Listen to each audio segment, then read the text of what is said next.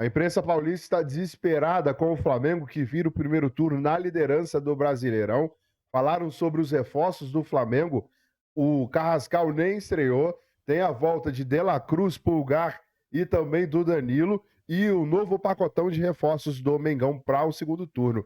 Eles estão desesperados. A Antizada aqui falando sobre o Flamengo. Já se inscreva no canal, acione o sino, deixa o like e bora pro vídeo. Vamos debater isso e na sequência também a luta contra o Z4. Vamos dar uma olhada nas duas pontas da tabela, né, do Brasileirão.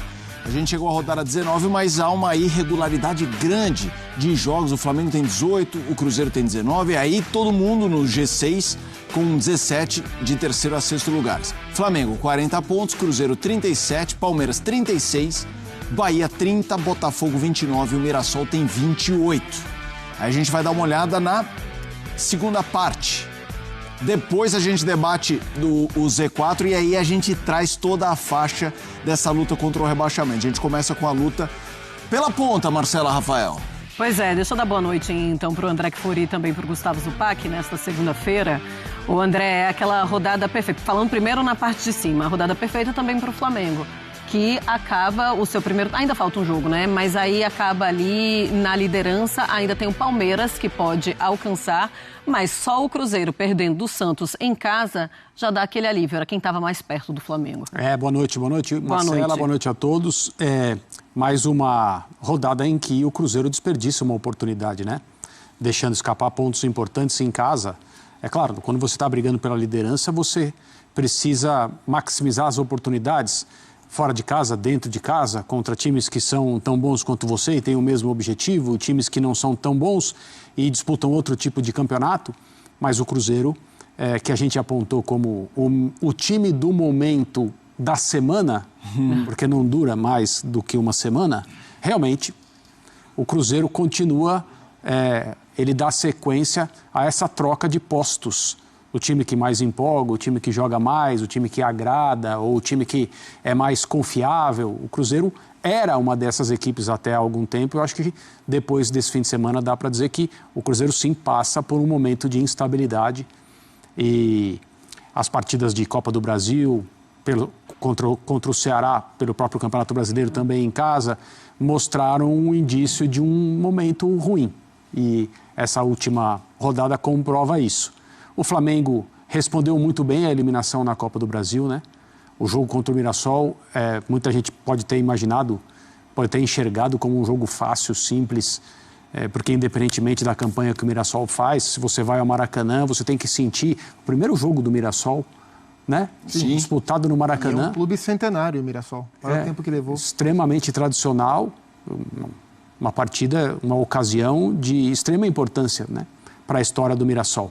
E o Mirassol joga, o Mirassol corre riscos, o Mirassol sabe muito bem que está enfrentando o Flamengo no Maracanã, mas ele não foge ao seu jeito de jogar, porque ele entende que é assim, que ele se aproxima de um bom resultado, que ele não conseguiu, mas poderia ter conseguido. E por que não conseguiu? Porque o Flamengo voltou a elevar seu nível, como eu disse, respondeu muito bem à eliminação na Copa do Brasil e fez a parte dele. A rodada colaborou, principalmente por causa do Cruzeiro. O Palmeiras a gente tem que considerar também, fez um jogo razoável, digamos assim, né? O Palmeiras também venceu, e também venceu em casa, mas não deixou a mesma sensação de ter respondido à eliminação na Copa do Brasil, como o Flamengo fez. Olá, Zupa, tudo bem? Boa noite. Dito isso, então, colocamos o Flamengo como mais confiável neste momento para levar o título, só que ainda tem um segundo turno inteiro pela frente? Boa noite, Marcela, boa noite a todo mundo, a quem está com a gente também em casa. Assim, que o Flamengo é o melhor time do país e que em um campeonato de 38 rodadas, geralmente, não é sempre, mas geralmente quem trabalha melhor leva, quem tem mais condições e trabalha melhor leva, isso é chovendo molhado. Então, é natural que o Flamengo vire o turno na liderança, mas para mim é um campeonato aberto nesse sentido. Acho que o Palmeiras, o Cruzeiro vai ter que se provar mais consistente, mas continuam na briga.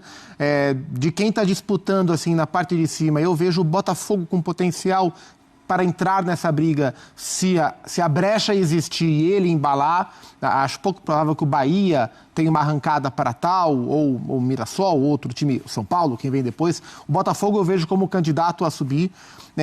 Acho que esse primeiro turno do campeonato, ele mostra algumas coisas, né?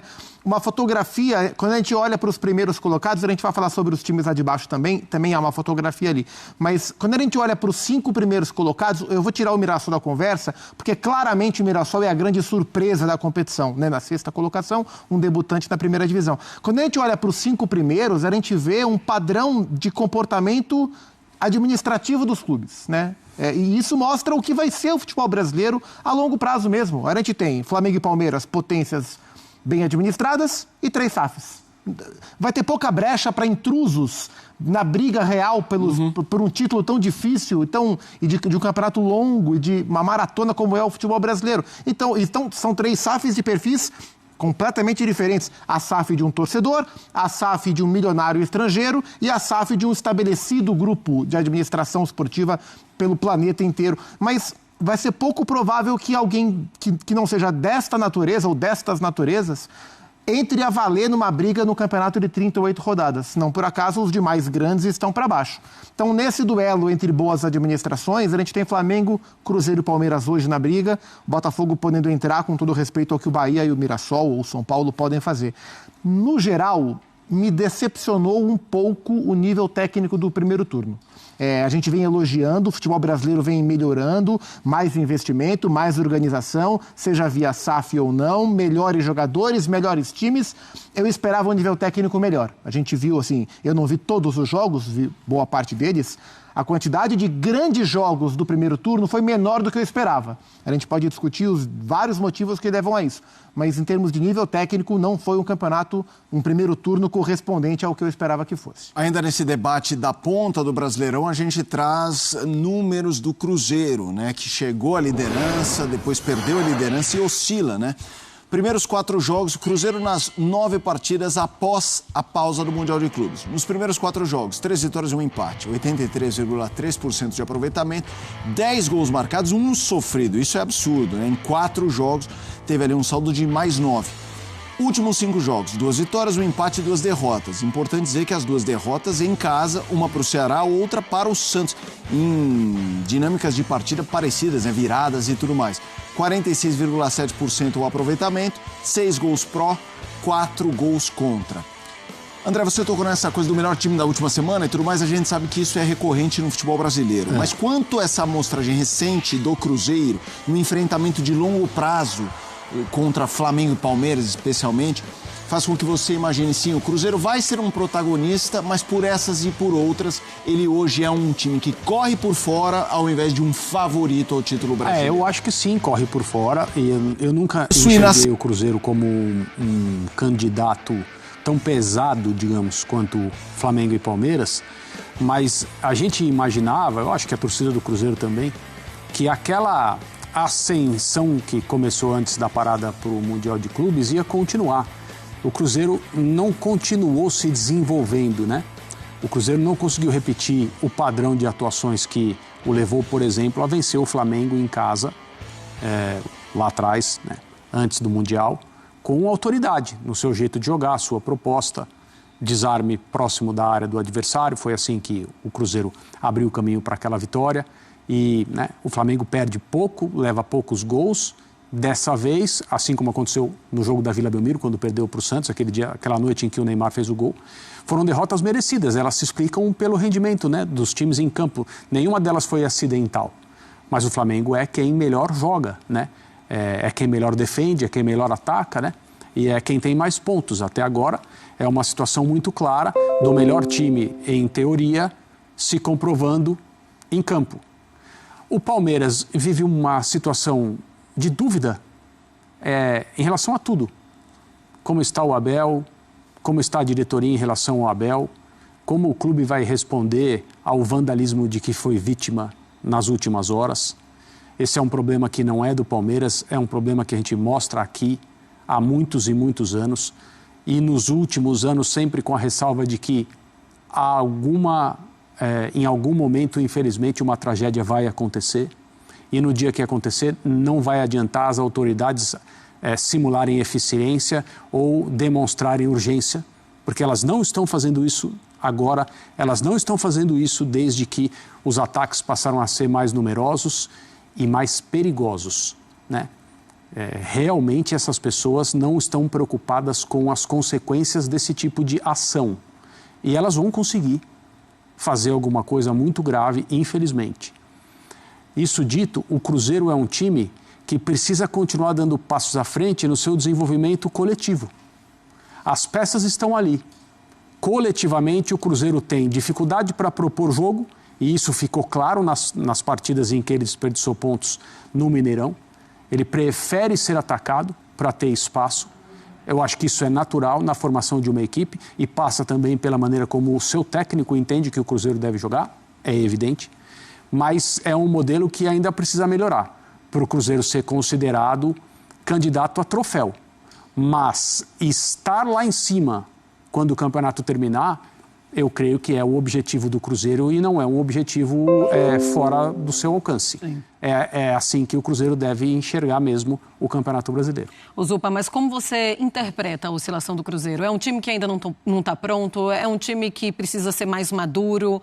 O próprio treinador precisa ter mais soluções para a equipe? Como você vê essa oscilação? Uma coisa que tem me chamado a atenção é a dificuldade que o Cruzeiro vem encontrando para manter o mesmo nível de intensidade nos jogos. Eu estava dando uma mergulhada nos últimos 12 jogos do Cruzeiro e tem um padrão ali aparecendo, né? Quando a gente olha dos últimos 12 jogos do Cruzeiro, o Cruzeiro venceu 7 deles. Dessas 7 vitórias, esse número me chamou muita atenção, dessas 7 últimas vitórias do Cruzeiro, eu estou tirando Copa do Brasil, tá? Só de Campeonato Brasileiro, em 6 delas, o Cruzeiro definiu o jogo no primeiro tempo. Fez pelo menos 2 gols de vantagem no primeiro tempo. E aí, na segunda etapa, ou ampliou, né, teve vitória contra o Grêmio, contra o Juventude, não definiu no primeiro tempo, contra o Grêmio especificamente. Ou administrou essa vantagem de 2 gols e venceu assim. Os jogos desses últimos jogos, nesse último recorte de 12 jogos, os jogos em que o Cruzeiro não conseguiu fazer uma vantagem larga no primeiro tempo, ou vantagem mínima, ou não vantagem, o Cruzeiro não venceu. Porque o time... Qual foi a principal característica que o Leonardo Jardim conseguiu colocar nessa equipe na transformação do Cruzeiro? Ele transformou um elenco estrelado em um time competitivo, que marca muito forte, que pressiona alto, recupera a bola... Nação, tá então a imprensa repercutindo as informações do Flamengo e vira a chave agora, né, para enfrentar o Internacional pela Libertadores na quarta-feira, às 21h30. Importante o Flamengo fazer bom jogo, levar um placar mais elástico lá para o Rio Grande do Sul na semana que vem, porque é Libertadores. É o foco do Flamengo, a prioridade do Flamengo, a expectativa aí de termos reforços, né, com o Dela Cruz, com o próprio Danilo. A princípio, o Dela Cruz tem mais chances do que o Danilo. O Dela Cruz será avaliado na quarta-feira, jogo no Maracanã, então pode ser avaliado na quarta-feira para saber se vai ter condições de jogo ou não. Caso não tenha, eles vão estar preparados aí para domingo, né, voltar domingo e enfrentar também, que vai enfrentar o Internacional no domingo. E na próxima semana, jogo de volta, o Dela Cruz deve estar 100% já para poder atuar. Não acredito que caso ele vá para jogo nessa quarta, que ele será titular. Vai ter ali poucos minutos, 20, 30 minutos no máximo, e aí vai recuperando a forma física aos poucos, né? O uruguaio aí voltando de lesão, tá? Saiu aqui, ó, Corinthians perde para o vice-lanterna e do encerramento aí do primeiro turno, né? O Corinthians perdendo para o Juventude, né? Corinthians. Vai cair. Corinthians vai cair. Enfim, o primeiro turno está encerrado, o último jogo foi agora.